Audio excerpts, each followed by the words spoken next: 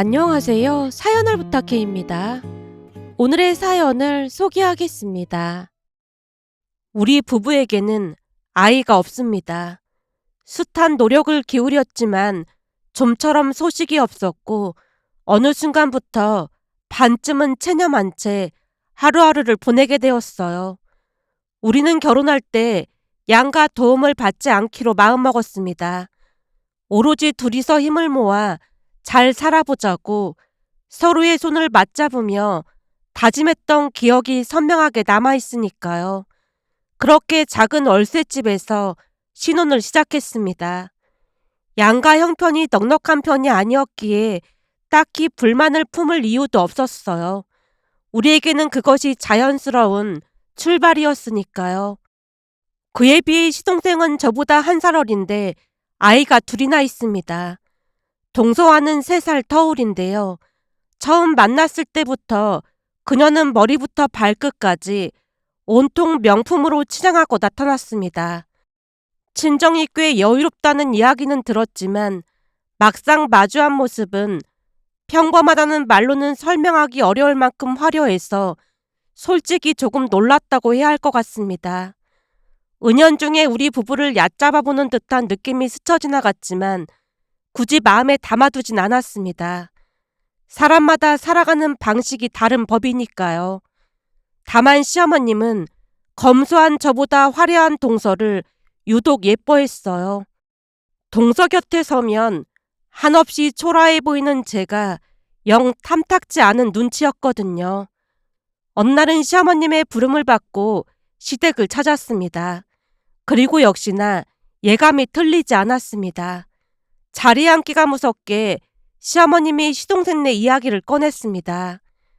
둘째내가 왔다 갔는데 새 차를 구경시켜주지 뭐니? 아, 차를 바꿨대요? 사돈이 차 바꾸는 김에 둘째내 것까지 사줬다지 뭐니? 아니 돈이 얼마나 많으면 한꺼번에 차를 2대씩이나 살 수가 있는 거야. 거기다 새로 산 차가 외제차래 외제차. 주차장에서 차 구경하고 있는데 지나가던 사람들도 다들 걸음을 멈추고 구경하더라니까. 차가 아주 그냥 번쩍번쩍한 게 휘황찬란하더라고. 나도 태워주길래 타봤는데 좋은 차라 그런지 승차감도 아주 기가 막히게 좋더라. 나간 김에 둘째가 맛있는 것도 사주고 해서 잘 먹고 왔잖니.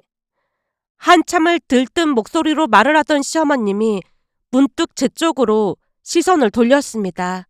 그리고는 길게 한숨을 내쉬었어요. 이래서 친정이 잘 살아야 하는 거야. 둘째 좀 봐라.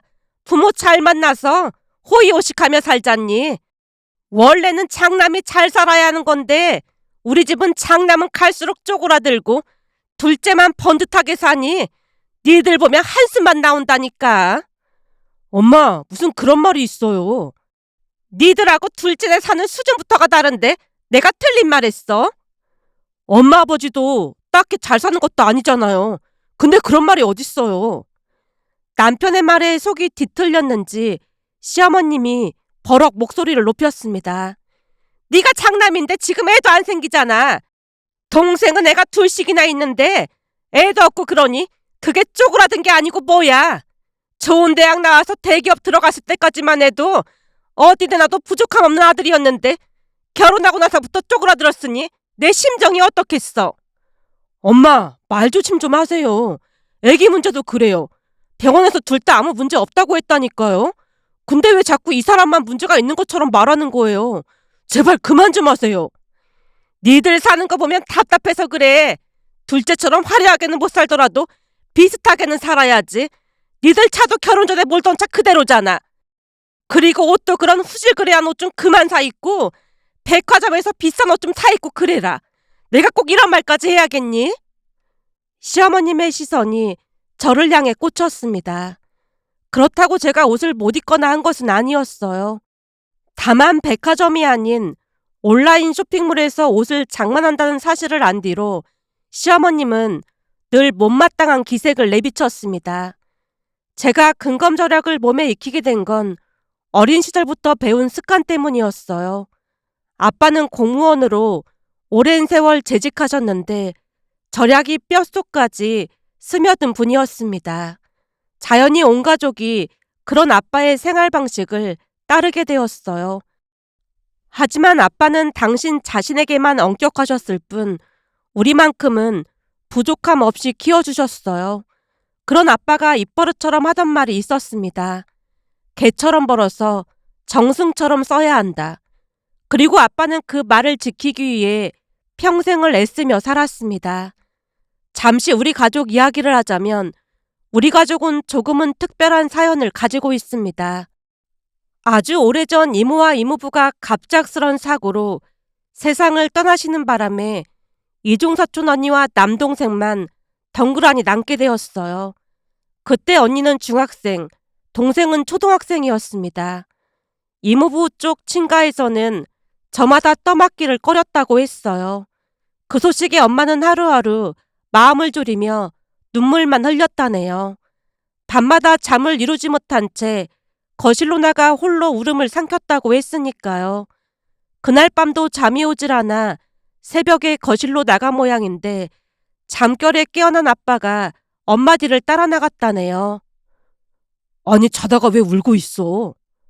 아무것도 아니야. 당신 밤마다 울고 있는 거 내가 다 알고 있어.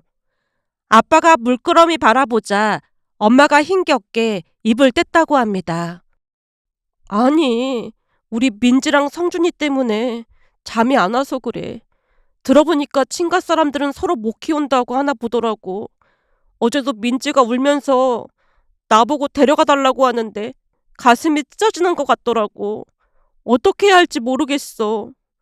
엄마가 눈물을 쏟아내자 아빠가 조용히 엄마를 달랬답니다.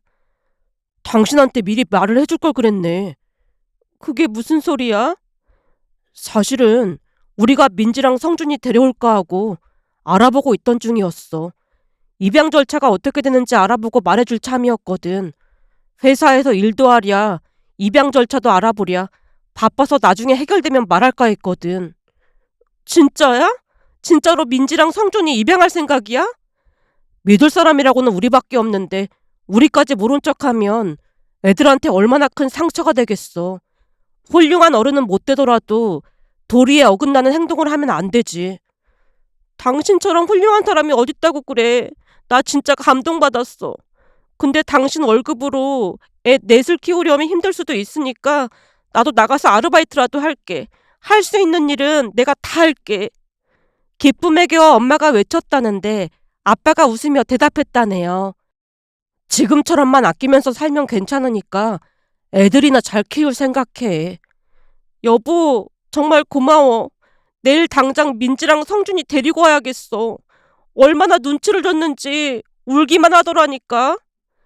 다음날 엄마가 언니와 동생을 데리고 왔습니다. 고생을 많이 했는지 두 사람의 얼굴이 말이 아니었어요. 광대뼈가 도드라지고 눈 밑에는 그늘이 짙게 드리워져 있었거든요. 엄마가 밥상을 차려주자 둘은 허겁지겁 밥을 먹었습니다. 밥알 하나 남기지 않고 그릇을 비워내는 모습에 엄마가 다시 한번 눈물을 쏟았어요. 그 이후 우리는 6식구가 되어 한 지붕 아래 살았습니다. 아빠가 정말 대단했던 것이 그 와중에도 매년 연말 기부를 한 번도 잊지 않았습니다. 아빠는 우리 사남매를 앉혀놓고 조용히 말하곤 했어요. 우리한테는 이게 별거 아닐 수도 있지만 누군가에게는 큰 힘이 될 수도 있는 거야. 기부라는 건 내 것을 나눠주는 거야. 알겠지? 그리고 기부를 하는 이유는 내가 행복하기 위해 하는 거야. 기부하고 나면 기분이 아주 좋거든. 그런 아빠의 가르침 속에서 자라다 보니 우리 사남매는 돈을 절대로 허투루 쓰지 않았습니다. 개같이 벌어서 정승처럼 쓰라는 말을 늘 되새기며 살았으니까요. 자연스레 사남매 모두 아빠의 뜻을 이어받아 연말이면 기부를 하며 작은 행복을 느끼곤 했어요. 하지만 시어머님은 그런 저를 못마땅해 했습니다. 그날도 동서와 비교하며 무시하는 말을 거침없이 쏟아내자 결국 남편이 폭발하고 말았어요. 엄마, 자꾸 이러면 다시는 안 올 테니까 그런 줄 아세요. 그리고 애기 없이도 우리 잘 살고 있다고 몇 번이나 말했잖아요. 남들 다 있는 자식 없으면 나중에 얼마나 외로운 줄 알기나 해? 그러게 너도 네 동생처럼 돈 있는 집 여자 만나서 결혼했더라면 지금처럼 고생 안 했을 거 아니야. 엄마, 앞으로 우리 볼 생각하지 마세요. 남편이 제 손을 움켜쥔 채 그 자리를 박차고 나왔습니다. 차에 오르자마자 남편이 고개를 숙였어요. 자기야, 진짜 미안해. 내가 대신 사과할게. 아니야, 괜찮아. 그래도 자기가 옆에 있어서 든든한걸.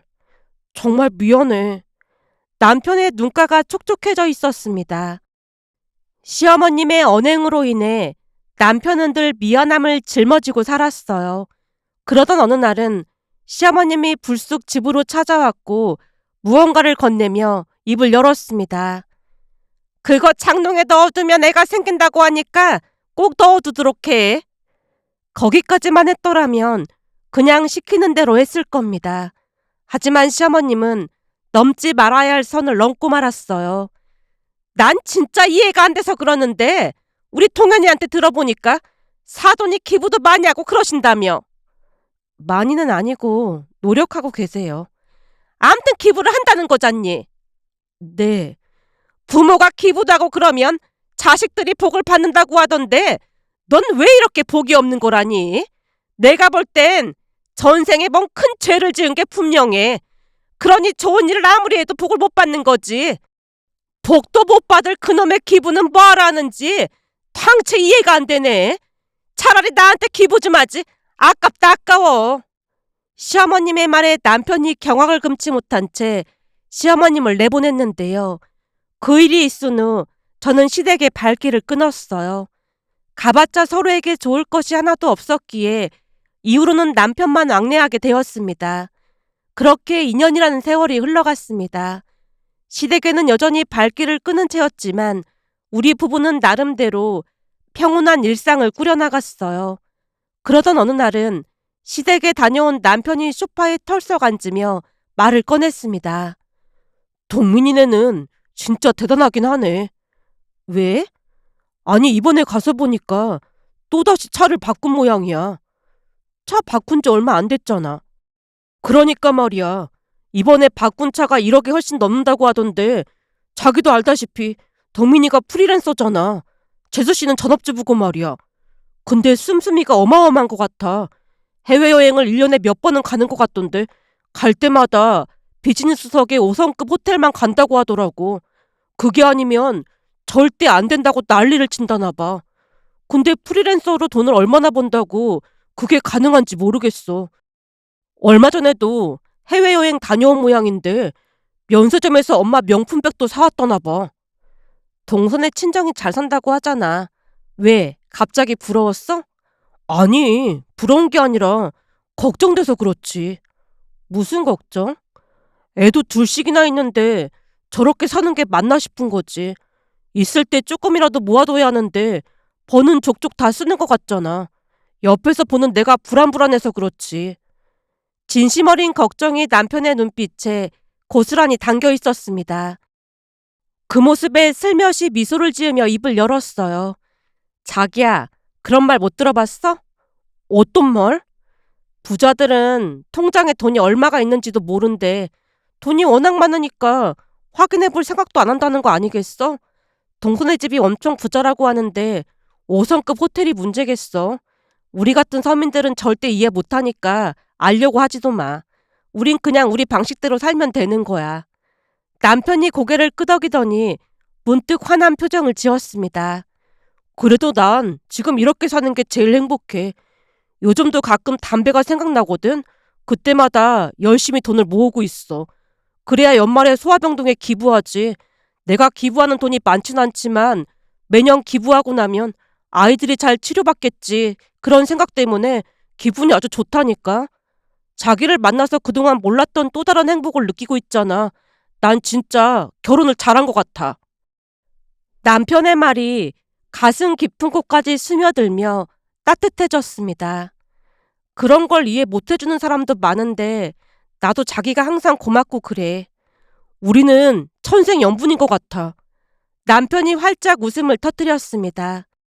정말 천생연분인 것처럼 우리는 좀처럼 다투는 일이 없었습니다. 거창한 무언가를 쫓지 않아도 소소한 일상 속에서 피어나는 작은 행복들이 우리를 충분히 채워주었으니까요. 그렇게 우리 부부는 서로의 곁에서 조용히 그러나 단단하게 뿌리를 내리며 살아가고 있었습니다. 그렇게 또 한 해가 조용히 흘러가던 어느 날이었습니다. 퇴근한 남편이 집 안으로 들어오더니 제 눈치를 살피며 슬쩍 말을 꺼냈어요. 자기야, 아까 낮에 동민이한테 전화가 왔더라고. 서방님이 왜? 남편이 잠시 머뭇거리다가 말을 이었습니다. 우리 집에 놀러 오고 싶다고 하네. 우리 집에? 순간 깜짝 놀라고 말았는데요. 그동안 서방님네 가족이 우리 집에 온 적은 단 한 번도 없었습니다.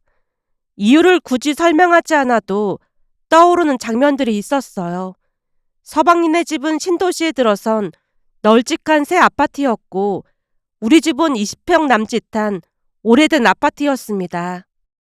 동서는 예전부터 그 점을 은근히 무시하는 말을 몇 차례 흘린 적이 있었어요.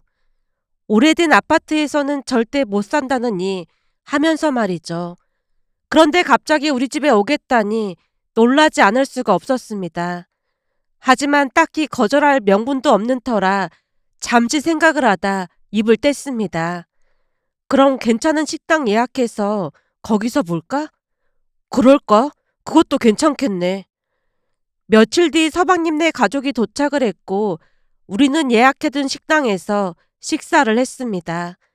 그런데 밥을 다 먹고 나서 동서가 뜻밖의 제안을 꺼내는 게 아니겠어요? 형님, 집에 가서 차 한 잔 마실 수 있을까요? 집에서? 네, 형님네 집 구경도 할 겸 해서요. 아, 그냥 근처 카페에 가는 게 어때? 우리 집이 작아서 불편할 거야. 거기다 우리는 동서네처럼 인테리어 그런 거 하나도 안 했거든.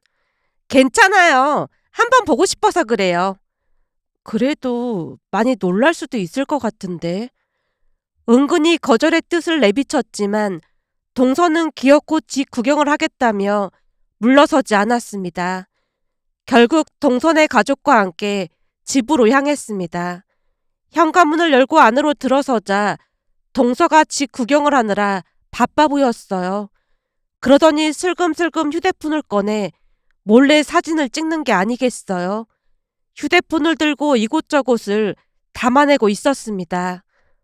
동서, 사진은 왜 찍어? 아, 그냥요. 한참 뒤에야 동서가 우리 집 사진을 인스타에 올려놓고는 최악의 집 인테리어라고 작성한 사실을 알게 되었어요. 저는 인스타를 하지 않아 잘 몰랐지만 남편이 우연히 확인했거든요. 한마디로 투박하고 소박한 우리 집을 올려서 웃음거리로 삼았다고 했습니다. 우리 집을 비웃는 댓글이 어마어마하게 달렸다는 사실을 알고 둘 다 경악을 금치 못했고요.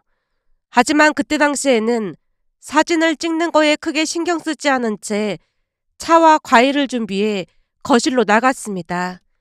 그런데 하필이면 제 작업실 책상 위에 놓아둔 공과금 우편물을 동서가 발견한 모양이었어요. 허락도 없이 우편물을 들춰본 동서가 그중 건강보험료 고지서를 확인하고는 화들짝 놀란 얼굴로 물었습니다. 형님, 건강보험료를 이렇게나 많이 내요? 아, 그게 수익이 많이 나온 해는 그렇고 안 그런 해는 또 적게 내고 그래. 형님, 웹소설 쓴다고 하지 않았어요? 그게 돈이 된단 말이에요? 그냥저냥 돈이 되긴 해. 방금 전에도 말했다시피 많이 벌 때도 있고 적게 벌 때도 있는 거라 들쭉날쭉하지 뭐. 근데 왜 이러고 살아요? 왜 이러고 사냐니? 그렇잖아요. 아주버님도 대기업 다니고 형님도 꽤 버는 것 같은데 왜 이러고 사냐고요. 집도 큰 집으로 옮겨서 살면 되잖아요. 거기다 애도 없는데 옷도 백화점에서 사서 입어도 되고요. 동서의 물음에 담담하게 웃으며 손사래를 쳤습니다. 난 그런 거에 별 관심이 없어서 말이야. 매일같이 집에서 글만 쓰다 보니 옷도 많이 필요 없어. 그때 남편이 옆에서 거들었어요. 재수씨, 이 사람은 그런 돈보다 기부하는 걸 훨씬 좋아합니다. 작년에도 소아병동에 꽤 많이 기부했는걸요. 이 사람 덕분에 돈 없어서 치료 못 받는 아이들이 많은 도움이 됐을 거예요. 이 사람은 그런 거에 행복을 느끼는 사람입니다. 저도 이 사람 덕분에 담배 끊고 그 돈으로 기부하고 있는걸요. 남편의 말에 동서가 입을 다물지 못했습니다. 도무지 이해할 수 없다는 표정이었어요. 그 이후로 동서는 내내 입을 꾹 닫은 채 침묵을 지켰습니다. 얼굴에는 먹구름이 가득 드리워져 있었어요. 짐작컨대 우리가 형편이 어려워서 궁상맞게 산다고 여겼던 모양인데 생각보다 수입이 많다는 사실에 적잖이 충격을 받은 듯 했습니다. 특히 제 직업이 웹소설 작가라는 점에서 더욱 얕잡아 봤던 것 같았어요. 그런데 막상 뚜껑을 열어보니 예상과는 전혀 다른 현실에 충격을 받은 듯 해 보였습니다. 그런데 얼마 뒤 그 일이 화근이 될 줄 누가 알았겠어요. 1년쯤이 더 흐른 어느 날부터 분위기가 심상치 않게 흘러가기 시작했습니다. 동선의 친정사업이 어렵다는 소문이 들려왔거든요. 시댁에 다녀온 남편이 현관문을 열자마자 놀란 표정으로 말문을 열었습니다. 동민이네 처가댁 말이야. 지금 난리도 아닌가 봐. 난리도 아니라니? 그게 무슨 소리야? 들어보니까 사업이 기울어서 보통 힘든 게 아닌가 봐. 엄청 부자라며. 그건 나도 모르지. 암튼 사업이 기우는 바람에 엄청 힘든가 봐. 거기다 동민이 수입도 예전 같지 않아서 더 난리가 아닌가 봐. 난 잘 몰랐는데 양가에서 돈을 보태줬다는데 거의 영끌에서 아파트를 산 모양이야. 그동안은 처가에서 돈도 보태주고 동민이 수입이 괜찮아서 큰 문제 없이 살았다고 하는데 지금은 이자가 감당이 안 돼서 난리가 아닌가 보더라고. 동선의 친정이 엄청 부자인데 영끌을 하다니? 나도 잘은 모르겠는데 처가에서 집 살 때 보태라고 준 돈을 흥청망청 다 써버린 모양이야.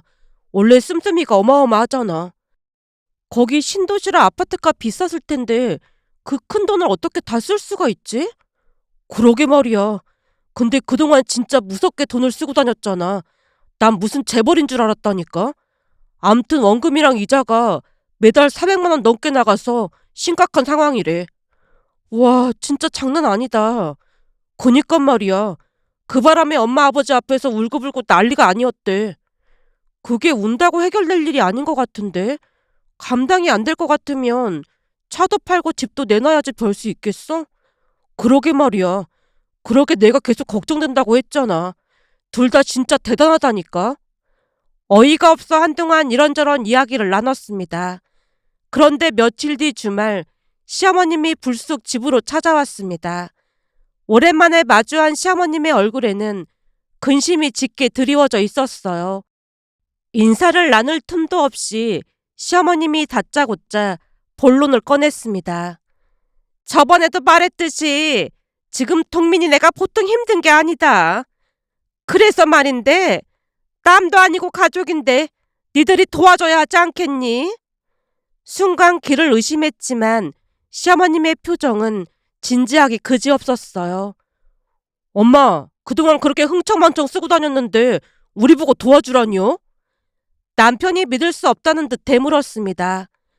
우리가 돈이 없으니까 이렇게 부탁하는 거잖아. 동민이 결혼할 때 집 사는데 보태라고 사돈이 돈을 줬다고 하니 우리도 모른 척하게 그래서 돈을 보태줬단 말이야. 그러니 지금 우리도 돈이 하나도 없어. 그래도 네가 형인데 도와줘야지 별 수 있겠어. 애가 둘인데 신용불량자가 되게 줄 순 없잖아. 한 2억 정도만 있으면 큰 건 막을 수 있을 것 같으니까 니들이 도와주렴. 2억이라는 금액이 귓가를 스치는 순간 머릿속이 하얗게 변했습니다. 2억이 무슨 강아지 이름도 아니고 말도 안 되는 소리 하지 마세요. 그럼 네 동생이 신용불량자가 되도록 그냥 두란 말이야? 조카들을 봐서라도 그러면 안 되는 거잖니. 우린 돈 없으니까 그만 가보세요. 그리고 엄마 진짜 양심도 없네요. 양심도 없다니. 그동안 이 사람한테 구질구질하게 산다고 그렇게 구박해놓고는 이제 와서 2억이나 도와달라니요. 그런 양심이 없는 거죠. 남편의 목소리에 분노가 실렸습니다. 그동안 쌓여온 감정이 한꺼번에 터져나오는 듯 했어요. 그건 내가 사과하마. 그러니까 네 동생 좀 도와줘. 내가 이렇게 부탁 좀 하마. 엄마, 우리 돈 없으니까 그만 가보세요. 둘째한테 들어보니 건강보험료를 그렇게나 많이 낸다고 하던데 그럼 수입도 많다는 거잖아. 남도 아니고 동생한테 그 정도는 해줄 수 있잖니. 빌려주면 원금이랑 이자까지 쳐서 매달 갚는다고 하더라고. 어머님, 우리한테 그렇게 큰 돈이 어딨겠어요. 그리고 2억이란 돈을 모으려면 얼마나 힘든지 잘 아시잖아요. 다른 것도 아니고 사치하느라 그 돈을 다 쓴 건데 저는 못 도와줄 것 같습니다. 정말 죄송합니다. 제 거절에도 시어머님은 눈물을 글썽이며 애원했습니다. 두 손을 맞잡고 애원하는 모습이 안쓰러워 보이기도 했지만 마음을 굳게 먹었어요. 빌려준다고 해도 달라질 기미가 없어 보였거든요. 그 씀씀이가 하루아침에 바뀔 리 없었으니까요. 무엇보다 스스로 저지른 일은 스스로 수습하는 것이 맞다는 생각이 들었습니다. 누군가 대신 해결해주면 똑같은 일이 반복될 게 뻔해 보였거든요. 결국 우리는 도와주지 않기로 결정을 내렸습니다. 쉬운 선택은 아니었지만 밑빠진 독에 물을 붓는 격이 될 게 뻔했기에 가족이라고 해도 선을 긋기로 했습니다. 그 일이 있고 나서 동서와 서방님은 집과 자동차를 전부 처분하고 시댁으로 들어갔다고 했어요. 한동안 동서는 달라진 환경에 적응하지 못해 매일같이 눈물을 보였다고 했습니다. 화려했던 신도시 대형 아파트에서 하루아침에 시댁으로 들어갔으니 그 낙차를 감당하기가 쉽지 않았던 모양이었습니다. 그리고 시어머님은 시어머님대로 불만이 켜켜이 쌓여갔고 좁은 공간에서 부딪히다 보니 크고 작은 다툼이 끊이지 않았다고 했어요. 어느 날은 낯선 번호로 전화가 걸려왔습니다. 별 생각 없이 받았더니 뜻밖에도 동서의 목소리가 흘러나왔어요. 형님, 제가 이렇게 산다고 무시하는 것 같은데 우리 아빠 사업만 다시 잘 되면 우리도 다시 잘 살 수 있거든요? 저번에 보니까 건강보험료도 많이 내던데 가족끼리 진짜 너무하네요. 우리 아빠 사업 잘 되면 내가 무조건 복수할 테니까 그렇게 아세요. 차갑게 내뱉는 동서의 말투에 씁쓸한 웃음이 새어나왔습니다. 반성은커녕 원망만 가득한 목소리였으니까요. 그 모든 상황이 누구 때문에 벌어진 것인지 전혀 자각하지 못하는 듯 했습니다. 전화를 끊고 나서 오히려 마음이 편해졌는데요. 도와주지 않기를 정말 잘했다는 확신이 들었으니까요. 그 뒤로 우리 부부는 시댁 가족들과 아예 연을 끊은 채 살아가고 있어요. 가끔 문득문득 생각이 나기도 하지만 후회는 없습니다. 우리는 여전히 소소한 일상 속에서 행복을 찾으며 살아가고 있으니까요. 그 뒤 시간이 얼마나 지났을까요? 그런 와중에 우리에게 뜻밖의 소식이 날아들었습니다. 어느 날 몸이 영 개운치 않아 혹시나 하는 마음에 임신 테스트기를 꺼내들었어요. 아무리 봐도 임신 증상과 비슷했거든요. 반쯤은 체념한 채 살아온 세월이 얼마인데 설마 하는 생각이 앞섰습니다. 그런데 두 줄이 선명하게 떠오르는 게 아니겠어요? 순간 손이 떨렸습니다. 눈을 비비고 다시 봐도 분명했어요. 믿기지 않아 테스트기를 몇 번이나 들여다봤는지 모르겠습니다. 그 뒤 우리는 서로를 부둥켜 안은 채 한참을 울었어요. 기쁨인지 안도인지 아니면 그 모든 것이 뒤섞인 감정인지 분간할 수 없었습니다. 그저 뜨거운 눈물만이 볼을 타고 흘러내렸어요. 엄마에게 임신 소식을 전했더니 엄마가 놀라운 말을 꺼냈습니다. 그럼 얼마 전 그 꿈이 태몽이었나 보네. 태몽이라니? 아니, 꿈에 한 번을 안 나오던 네 이모가 보이는 거야. 이모가? 그래, 이모가 내 손에 번쩍번쩍 빛나는 황금 대지를 안겨주는 거야. 황금 대지를? 어찌나 활짝 웃고 있던지 나도 덩달아 따라 웃다가 깼거든. 근데 그게 태몽이었나 보네. 네 이모가 우리한테 선물을 주고 가는가 보다. 엄마의 말에 코끝이 찡해졌습니다. 하늘에서 이모가 지켜보고 계셨던 것일까요? 비록 꿈이라고 할지라도 이모가 귀한 선물을 주고 갔다는 생각이 들었습니다. 그럼 엄청 귀한 아이인 거네. 엄마 아빠가 좋은 일을 많이 해서 내가 그 복을 받는 것 같아. 엄마, 나 너무너무 행복한 거 있지? 목소리가 떨려 제대로 말을 잇기 힘들었습니다. 그 이후 민지 언니와도 통화를 했는데요. 수화기 너머로 언니의 울음소리가 들려왔어요. 저도 덩달아 울컥해져서 한참을 함께 울었습니다.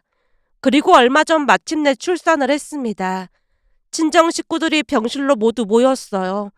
한자리에 모인 가족들의 얼굴에는 저마다 벅찬 감동이 어려 있었습니다. 언니가 갓 태어난 아이를 내려다보며 몇 번이고 외쳤어요. 이모야, 이모. 우리 조카 앞으로 이모가 많이 많이 사랑해줄게. 그 한마디에 병실안이 고요해지며 순간 가족 모두의 마음이 따스하게 물들었습니다. 병실에 모인 친정 가족들의 얼굴을 바라보며 문득 생각에 잠겼습니다. 똑같은 가족이란 이름을 달고 있지만 친정과 시댁은 너무나 달랐어요. 시댁은 늘 겉으로 드러나는 것에 집착했습니다. 반면 친정은 달랐습니다. 부모님은 평생을 검소하게 사셨지만 정작 쓸 곳에는 아낌없이 쓰셨어요. 갈 곳 잃은 조카들을 망설임 없이 받아주셨으며 넉넉지 않은 형편에도 해마다 기부를 멈추지 않았습니다. 결국 진정한 부자는 통장 잔고로 결정되는 게 아니었습니다. 가진 것을 나눌 줄 아는 사람, 어려운 이에게 손을 내밀 줄 아는 사람, 소박한 일상 속에서 감사를 찾을 줄 아는 사람, 그런 사람이야말로 세상에서 가장 부유한 삶을 사는 것이 아닐까요? 아빠가 가르쳐 주신 말씀들을 마음에 깊이 새기고 결코 잊지 않겠다고 스스로 다짐해보며 이렇게 글 남겨봅니다. 오늘의 사연은 여기까지였습니다. 즐겁게 보셨다면 구독, 좋아요 부탁드립니다. 고맙습니다.